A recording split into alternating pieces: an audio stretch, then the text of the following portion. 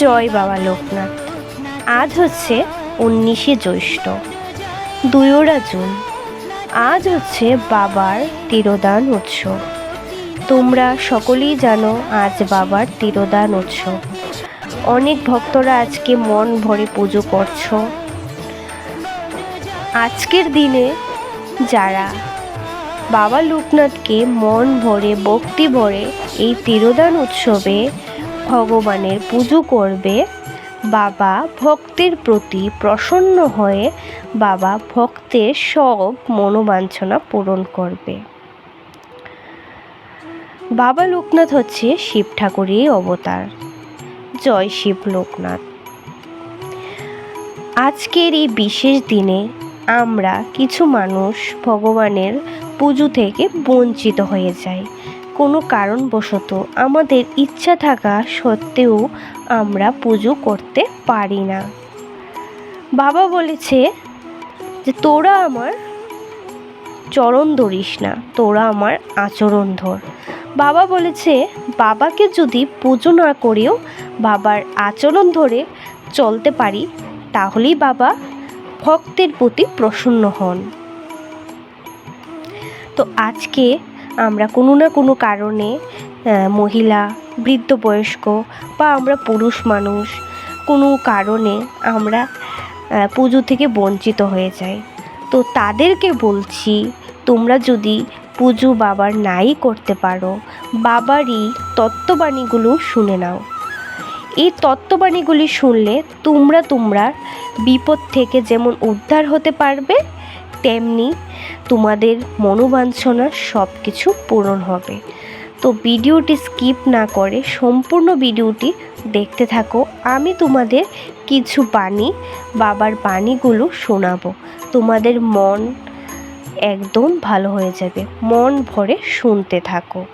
আর যারা বৃদ্ধ বয়স্ক হয়ে গেছে একদম, তারা একদম পারছে না কিছু, তোমরা কিছু পারো আর না পারো, একটু যদি যারা সহবল মানুষ আছো, একটু বাবার প্রসাদ জোগাড় করে একটু বৃদ্ধ মানুষকে 1 ফোঁটা প্রসাদ দিয়ে দাও।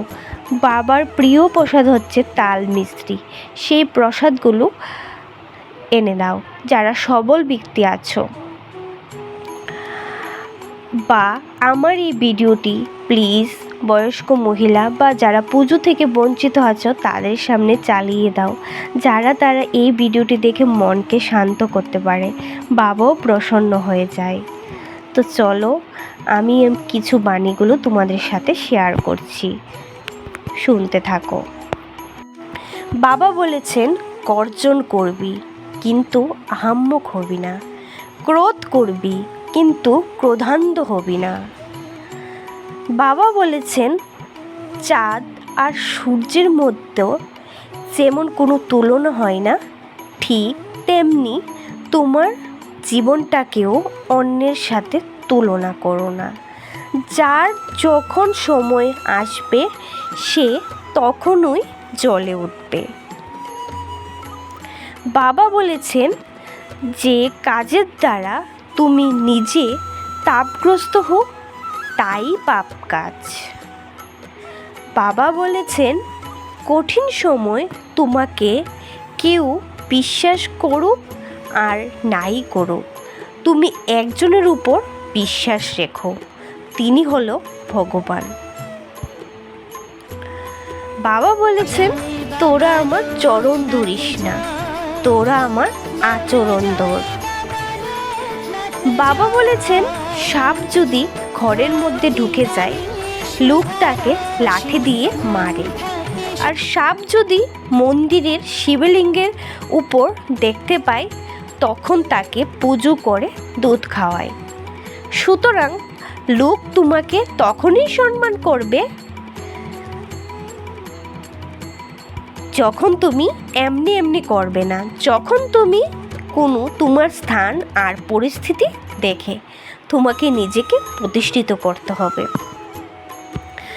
বাবা বলেছেন রাত্রে শোবার সময় চিন্তা করে দেখবে তো আজ কটি সৎকর্ম করেছ আর কটি অসৎকর্ম করেছ। বাবা বলেছেন, দিন দরিদ্র অসহায় মানুষের হাতে যখন যা দিবি তাই আমি পাবো, তাই আমি গ্রহণ করব। বাবার যে বাণীটি আমরা সকলেই পরিচিত, সেটি হলো, রণে বনে জলে জঙ্গলে যখনই বিপদে পড়বি তখনই আমাকে স্মরণ করবি। হে বাবা লোকনাথ কল্যাণময়ী, তুমি চিরদয়ালু, তুমি হে বাবা লোকনাথ জগতের গতি, তুমি জয় জয় লোকনাথ জগতের গতি, তোমার চরণে নাও প্রণাম হাজার কোটি। জয় বাবা লোকনাথ, জয় শিব লোকনাথ। আজকে আমি আমার ব্যক্তিগতভাবে আমি আমার বাবাকে খুব ভালোবাসি, নিজের বাবা মনে করে আমি খুব ভালোবাসি।